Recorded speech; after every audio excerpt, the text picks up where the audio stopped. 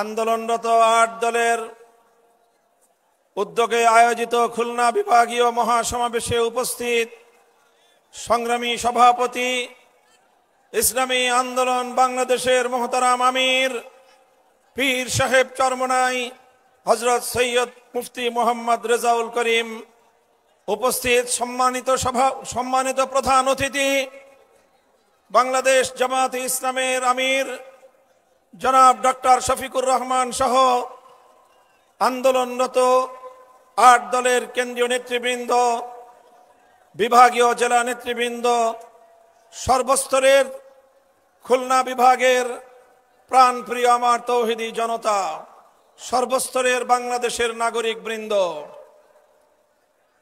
আজ বাংলাদেশের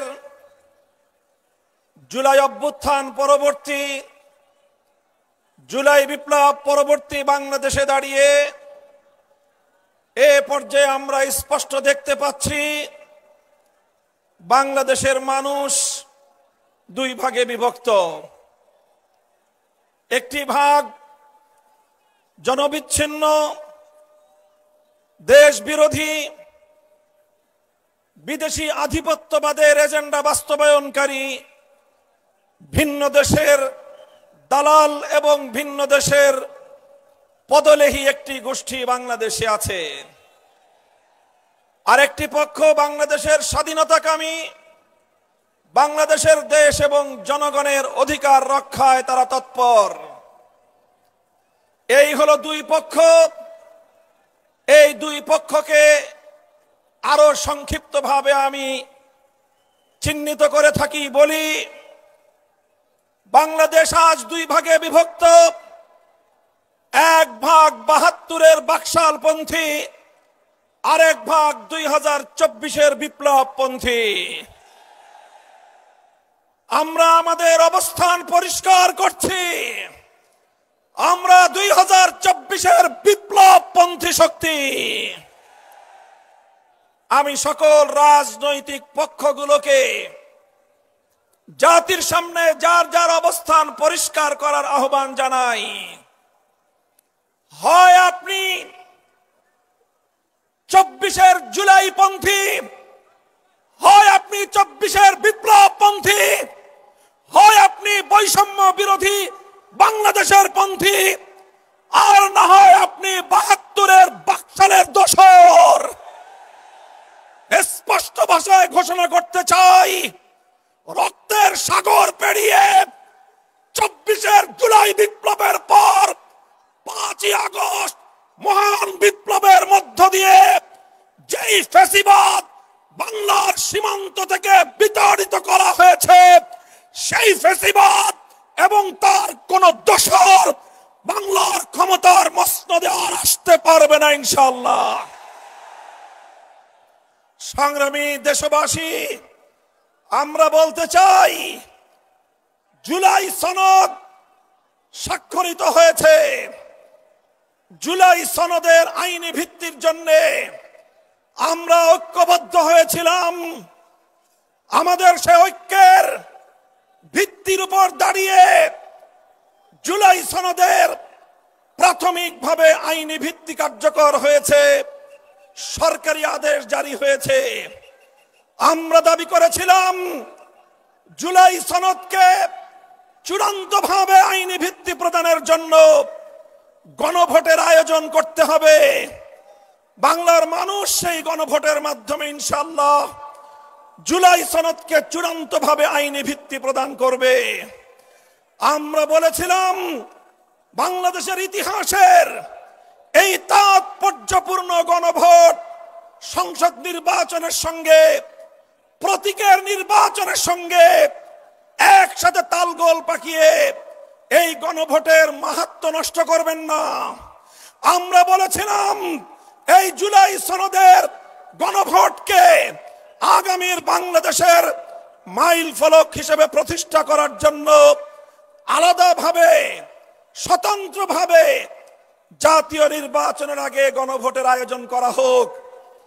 কিন্তু আমরা দেখছি যারা জুলাই সনদের, যারা জুলাই বিপ্লবকে আন্তরিকভাবে গ্রহণ করতে পারে নাই, যারা জুলাই বিপ্লবের বৈষম্য বিরোধী চেতনাকে ধারণ করতে পারে নাই, যারা জুলাই বিপ্লবের ফ্যাসিবাদ বিরোধী সংগ্রামকে ভালোভাবে গ্রহণ করতে পারে নাই, ষড়যন্ত্র করে পর্দার পেছন থেকে কলকাঠি নাড়িয়ে জুলাই সনদের গণভোটকে একই দিনে বাস্তবায়ন করার জন্য বর্তমান সরকারকে তারা বিভ্রান্ত করেছে, পথভ্রষ্ট করেছে। দেশের স্বার্থে, জনতার স্বার্থে, শান্তির স্বার্থে, ঐক্যের স্বার্থে আমরা গণভোটের আয়োজন, হয়তো জুলাই সনদের আয়োজনকে এখন আমরা বলছি স্বতন্ত্র নির্বাচনের মাধ্যমে আলাদা দিন গণভোটের আয়োজনের মধ্য দিয়ে জুলাই সনদ কার্যকর করার এই ঐতিহাসিক পদক্ষেপকে যেন বর্তমান সরকার তার প্রাপ্য সঠিক মর্যাদা দান করে। বলতে চাই, যদি এটা করতে ব্যর্থ হন, ইন্টারিম সরকার, ইতিহাস আপনাদেরকেও ক্ষমা করবে না। ইতিহাস কাউকে ক্ষমা করে না। মনে রাখবেন, ইতিহাসের দায়ে পরিশোধ করতে পারবেন না, কলঙ্ক নিয়ে বিদায় নিতে হবে। পরিষ্কার বলি, আমরা ইনশাআল্লাহ যেই ফ্যাসিবাদ রক্ত দিয়ে বাংলাদেশ থেকে বিদায় করা হয়েছে, বিদেশি প্রভুদের এজেন্ডা বাস্তবায়ন যারা করার জন্য আমার বাংলার স্বাধীন জনপদকে যারা ব্যবহার করেছে, আজও যারা স্বপ্ন দেখছে বিদেশি প্রভুদেরকে খুশি করে আবার ক্ষমতার মসনদে আসবে, তাদেরকে বলতে চাই, বাংলাদেশের মানুষ আজ ঐক্যবদ্ধ। বাংলার মানুষ আজ রাজপথে অবস্থান নিয়েছে। আমরা রাজপথে নেমেছি জুলাই সনদ বাস্তবায়নের গণভোটে হা বাক্সকে বিজয়ী করার মধ্য দিয়ে আগামীর বৈষম্যহীন ফ্যাসিবাদ মুক্ত বাংলার ভিত আমরা তৈরি করব ইনশাআল্লাহ। আপনারা সকলে ঘরে ঘরে দাওয়াত পৌঁছে দিবেন। দলীয় প্রতীকে নির্বাচনের পাশাপাশি, দলীয় প্রতীকে ভোট দেওয়ার পাশাপাশি গণভোটে হা বাক্সে ভোট দিতে হবে। যদি কেউ এই গণভোটে না ভোটের ক্যাম্পেইন করেন, ধরে নেব আপনারাও ফ্যাসিবাদের দোসর। ইনশাআল্লাহ আমরা রাজপথে আছি। লেভেল প্লেইং ফিল্ড যদি তৈরি করতে ব্যর্থ হয় সরকার, নির্বাচন নিয়ে কোনো অনিশ্চয়তা দেখা দিলে সরকারকেই তার দায় গ্রহণ করতে হবে। সংগ্রামী সাথী ও বন্ধুগণ, এভাবে রাজপথে যে মহান ঐক্য গড়ে উঠেছে, সে ঐক্যে ৮ দল মোহনায় মিলিত হয়েছে। ইনশাআল্লাহ জুলাইপন্থী প্রতিটি রাজনৈতিক পক্ষকে দেশকে ভালোবাসতে হলে, আগামী দিনে জুলাই বিপ্লবের চেতনা বাস্তবায়ন করতে হলে ৮ দলের এই মোহনায় মিলিত হওয়া ছাড়া বিকল্প কোনো পথ নাই। বক্তব্য শেষ করব শেষ প্রাঙ্গণে, শেষ প্রান্তে দাঁড়িয়ে বাংলাদেশের মানুষের অধিকার আদায়ের, আধিপত্যবাদ বিরোধী আন্দোলনের অবিসংবাদিত নেত্রী বেগম খালেদা জিয়ার জন্য আমি দোয়া করছি, সকলকে আহ্বান জানাচ্ছি। তার জন্য, তার দীর্ঘ হায়াতের জন্য, সুস্থতার জন্য আমরা দোয়া করব। দলীয় সংকীর্ণতার ঊর্ধ্বে উঠে দেশ এবং জাতিকে ভালোবাসতে চাই আমরা।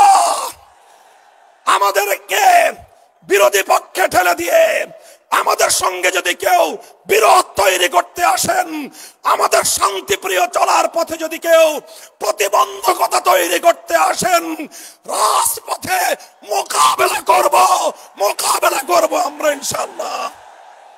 এই প্রস্তুত থাকবেন তো? জীবন দিতে হলে জীবন দেব, রক্ত দিতে হলে রক্ত দেব। দেশ এবং জাতির প্রশ্নে কারো কাছে মাথা নত করব না। দেশের প্রশ্নে কোনো আপোষ করব না। মাথা নত করেছি একজনের কাছে। কার কাছে?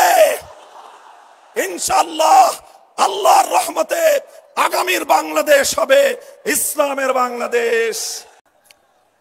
ইসলামী আন্দোলন বাংলাদেশের সম্মানিত আমির, বিশিষ্ট আলেমে দ্বীন, চরমনায় সম্মানিত পীর হযরত মাওলানা সৈয়দ রেজাউল করিম, মঞ্চে বসা 8 দলের শীর্ষ নেতৃবৃন্দ, বিশেষ অতিথিবৃন্দ, বিভাগীয় নেতৃবৃন্দ, স্থানীয় নেতৃবৃন্দ, খুলনার আপাম জনগণ, ভাই ও বোনেরা, আল্লাহ তাবারক ওয়া তাআলা শুকরিয়া আদায় করছে। আল্লাহর দ্বীনের প্রয়োজনে, বাংলাদেশের মানুষের মুক্তির প্রয়োজনে আল্লাহ তাআলা 8টি ইসলামী এবং দেশপ্রেমিক দলকে একত্রিত হয়ে যুগের চ্যালেঞ্জ গ্রহণ করার তৌফিক দান করেছেন, আলহামদুলিল্লাহ। ইতিমধ্যে বিশেষ অতিথি সহ সম্মানিত অতিথিবৃন্দের, নেতৃবৃন্দের মুখ থেকে আপনারা গুরুত্বপূর্ণ বক্তব্য শুনেছেন। এক এক করে স্বাধীনতার 54 বছর অতিবাহিত হয়েছে। এই 54 বছরে স্বাধীন বাংলাদেশের জনগণের লালিত স্বপ্ন অনেকটাই বাস্তবায়িত হয়নি। দৃশ্যমান কিছু উন্নয়ন সাধন হয়েছে, আমরা তা অস্বীকার করব না। এই ভৌত কাঠামোগত উন্নয়নই একটি জাতির আসল উন্নয়ন নয়। একটি জাতির আসল উন্নয়ন হচ্ছে এই দেশ এবং জাতির মধ্যে ন্যায় বিচার বা সামাজিক সুবিচার আছে কি নেই। বাংলাদেশে গ্রাম আদালত থেকে শুরু করে সর্বোচ্চ আদালত পর্যন্ত আজকে যার প্রভাব প্রতিপত্তি নেই, অ্যাকাউন্ট ভর্তি যার কোনো টাকা নেই, বাংলাদেশে তার জন্য কোনো বিচার নেই। একটা দেশ সভ্য দেশ কিনা তার পরিচয় হচ্ছে সেই দেশের শিক্ষা ব্যবস্থাটা কেমন। আমরা দেখতে পাই আমাদের দেশের শিক্ষা ব্যবস্থা মূলত 2 ধারায় বিভক্ত। দ্বীনি শিক্ষাকে কেন্দ্র করে সেই শিক্ষার চর্চার জন্য মাদ্রাসা, ছোট মাঝারি বৃহৎ আকারের হাজার হাজার মাদ্রাসা বাংলাদেশে বিদ্যমান। তার পাশাপাশি আমরা লক্ষ্য করি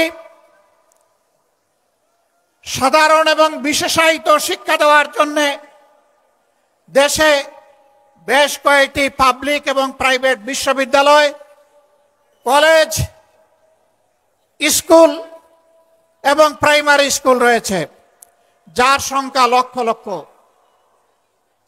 মাদ্রাসা শিক্ষা ব্যবস্থায় আমরা দেখি সেখানে ইলমে দ্বীনের চর্চা হয়, সেখানে কোনো গণরুম নাই,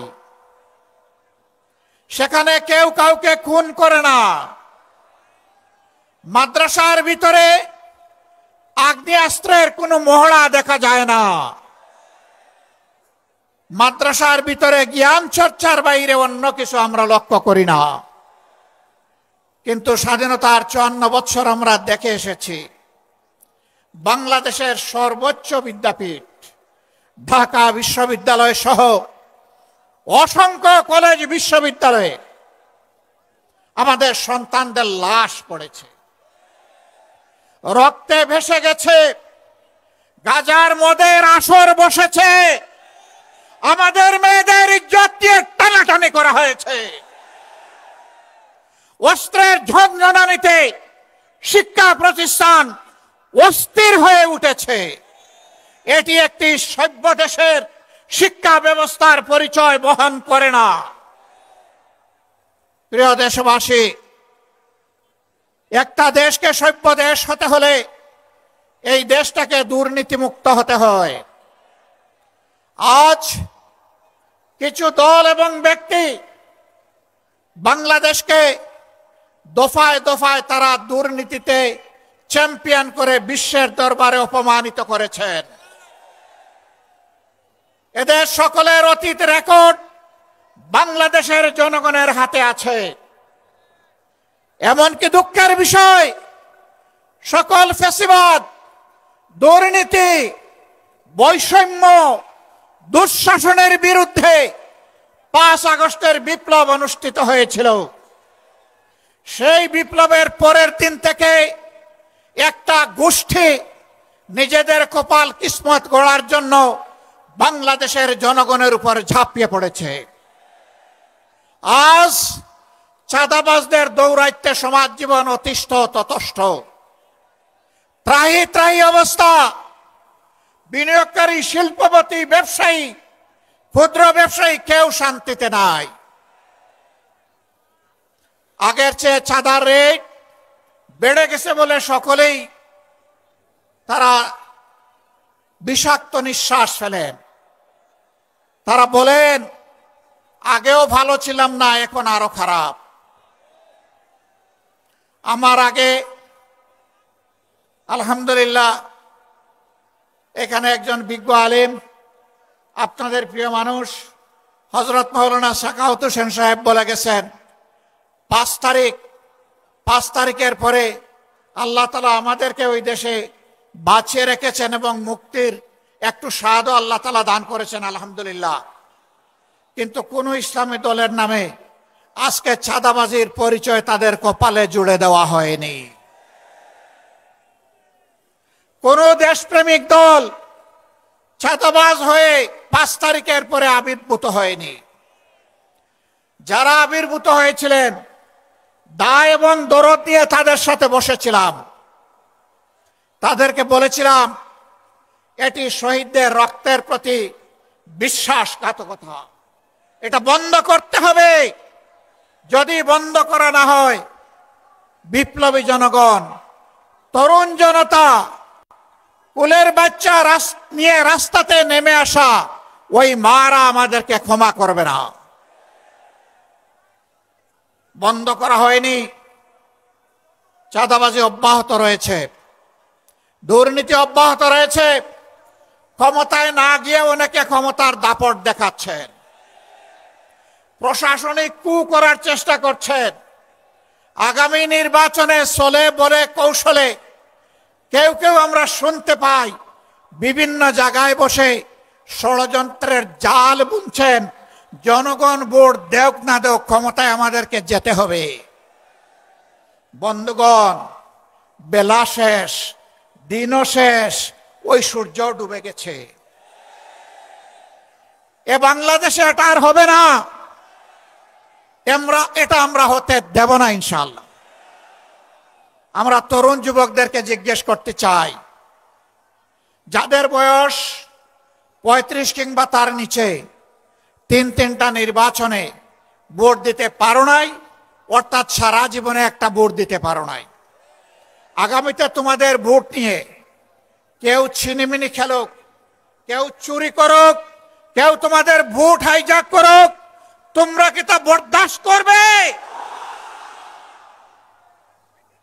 আমরা তোমাদেরকে কথা দিচ্ছি, তোমাদের ভোটের পাহারাদারি করার জন্য আমরাও যুবক হয়ে সেদিন তোমাদের সাথে একইভাবে লড়ব ইনশাআল্লাহ। এখন থেকে আমরা সারা দেশে জনগণের ব্যাপক ভালোবাসা দেখতে পাচ্ছি।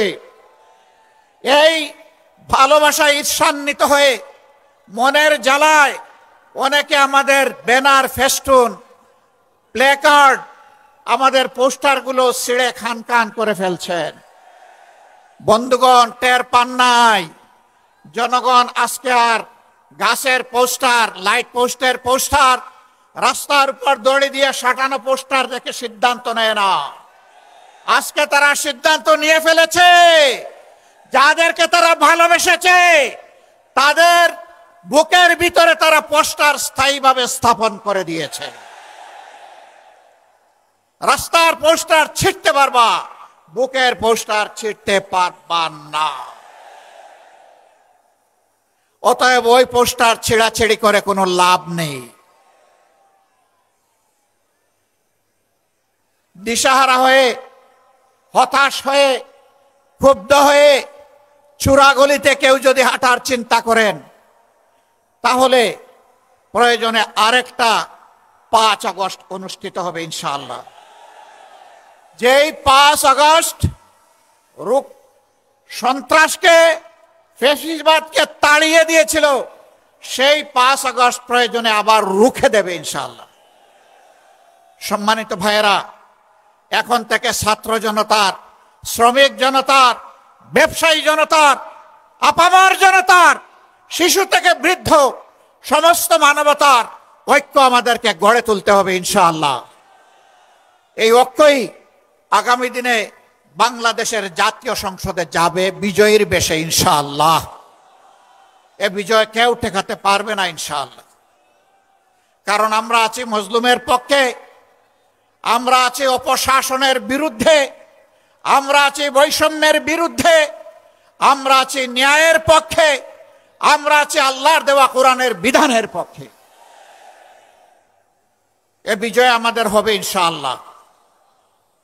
সম্মানিত ভাইয়েরা, কেউ কেউ জাতির মধ্যে হিংসা সৃষ্টি করে জাতিকে বিভিন্নভাবে বিভক্ত করতে চান। চিংড়ি মাছের মতো কেউ কেউ পিছনে দৌড়াতে চান।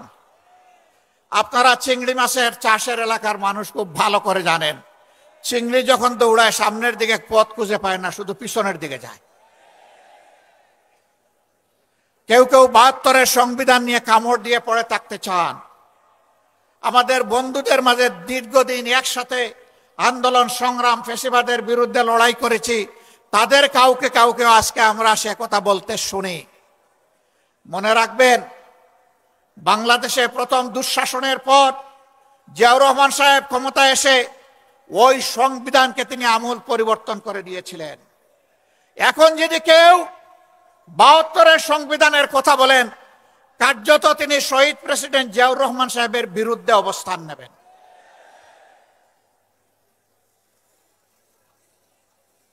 ৭২-এর সংবিধানের কথা আজ যিনি অত্যন্ত সংকটজনক অবস্থায় আছেন, জাতির এক শ্রদ্ধার কেন্দ্রবিন্দুতে যার অবস্থান, বেগম খালেদা জিয়াও কখনো ৭২-এর সংবিধানের পক্ষে কথা বলেননি।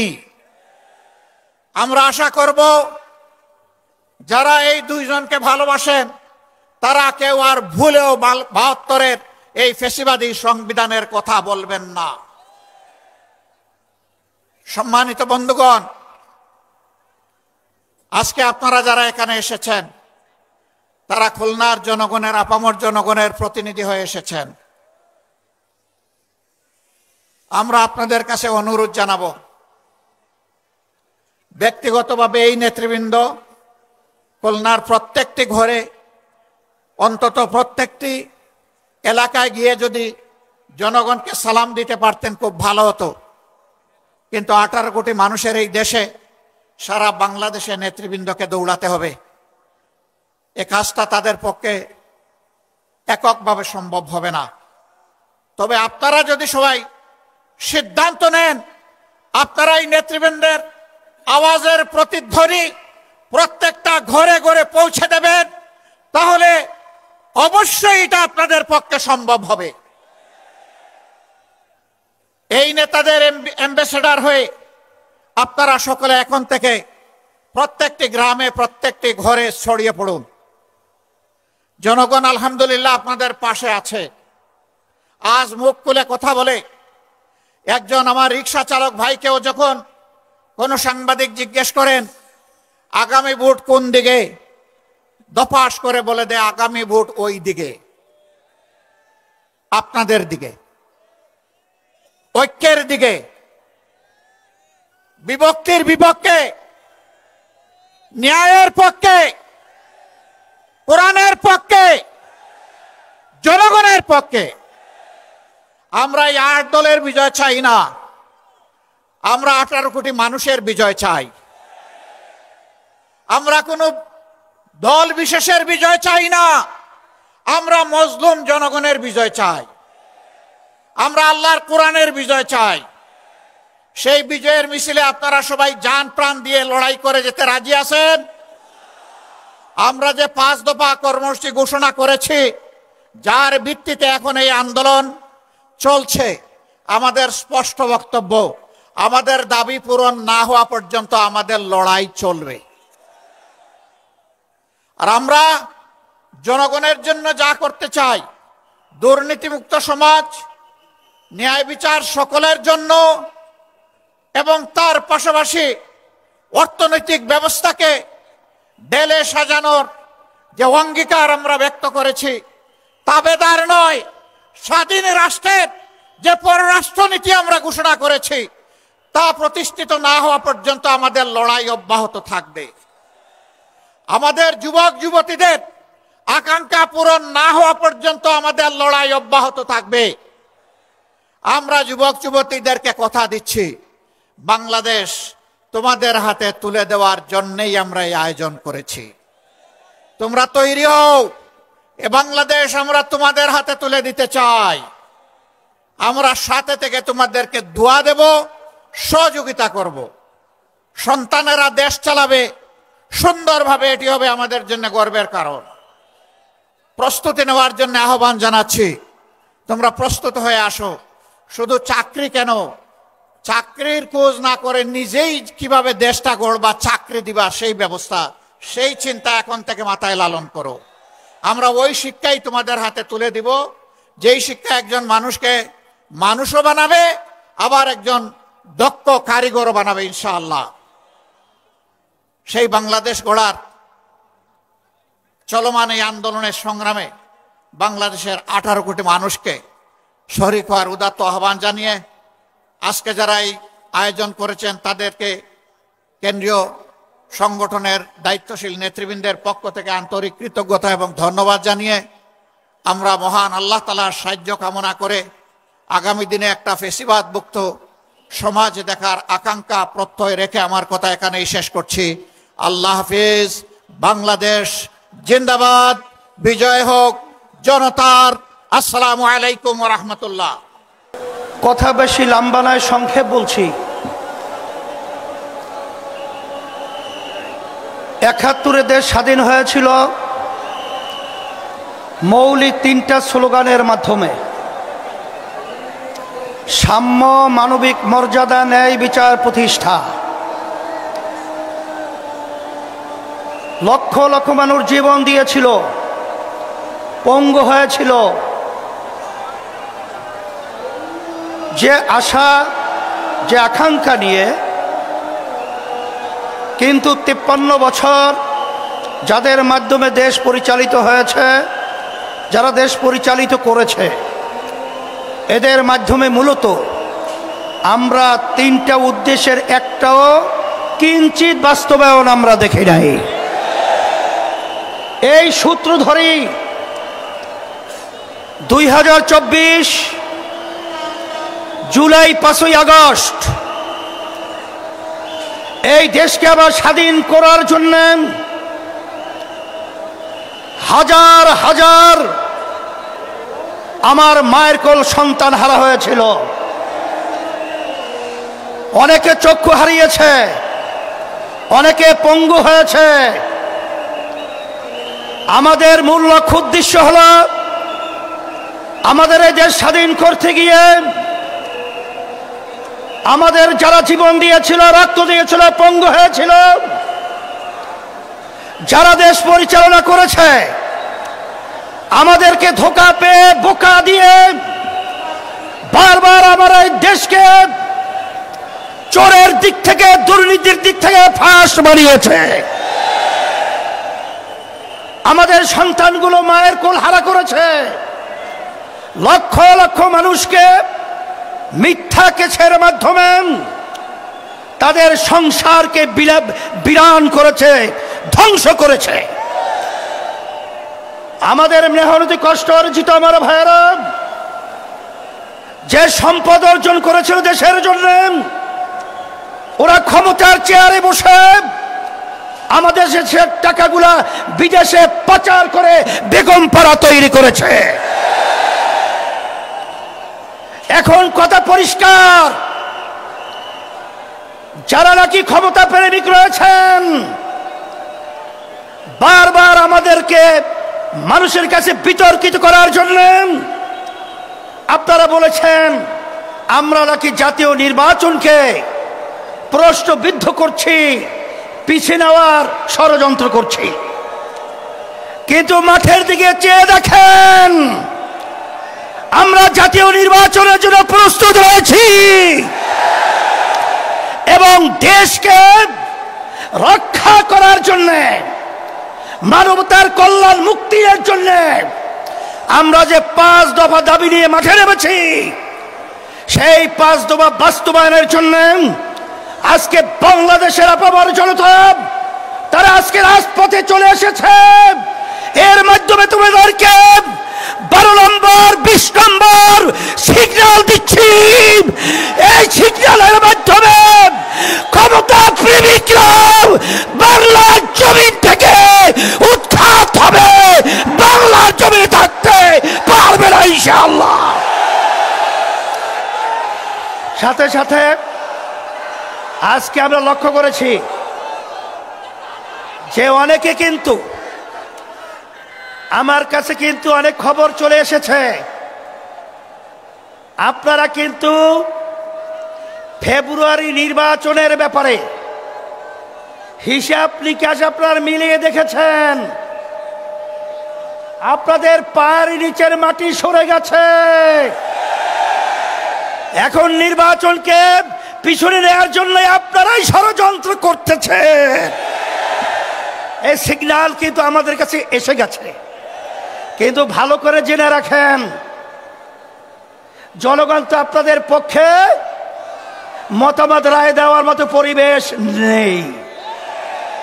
এখন আপনারা গুন্ডামি, সেন্টার দখল, বিভিন্ন সন্ত্রাসীর মাধ্যমে আপনারা ক্ষমতার চেয়ারে বসবেন, সেদিন ভুলে যান। এখন বাংলাদেশের মানুষ সজাগ রয়েছে, আর আমাদের বাংলাদেশের সম্পদ আর গুন্ডামি চুরি করে, ডাকাতি করে আর বিদেশের দাবিদারদের প্রভুদের কাছে দিয়ে যাবে না, যেতে পারবে না ইনশাআল্লাহ। সেই হিসাবে আমি সকল গুদার আহ্বান জানাবো। আমি আমার ভাইদেরকে, মা বোনদেরকে বলবো, আমরা যেন আর চাঁদাবাজদের সহযোগী না হই। যারা মায়ের কোল সন্তান হারা করে তাদের যেন আমরা সহযোগী না হই। যারা আমাদের দেশে বসে আমাদের দেশের টাকা বিদেশে পাচার করে তাদের জন্য আমরা সহযোগী না হই। এই আহ্বান, এই অনুরোধ, এই লক্ষ্য সামনে রেখে আপনাদের আজকে এই সুন্দর পরিবেশ এবং মহা সমাবেশে যে আপনারা বিভাগীয় আজকে সমাবেশকে পরিণত করেছেন, সকলকে ধন্যবাদ জানাচ্ছি আয়োজকদেরকে। এবং আমরা দোয়া চাই, আমরা যেন ইসলাম দেশ, মানবতার কল্যাণে আপনাদের পাশে খাদেম হিসাবে কাজ করতে পারি। আল্লাহ তৌফিক দান করো। রব্বানা আতিনা ফিদ দুনিয়া হাসানা ওয়া ফিল আখিরাতি হাসানা ওয়া কিনা আযাবান নার। আল্লাহ আপনি সর্বদিক থেকে আমাদের হেফাজত করেন, বিরহমাতিকা ইয়া আরহামার রাহিম।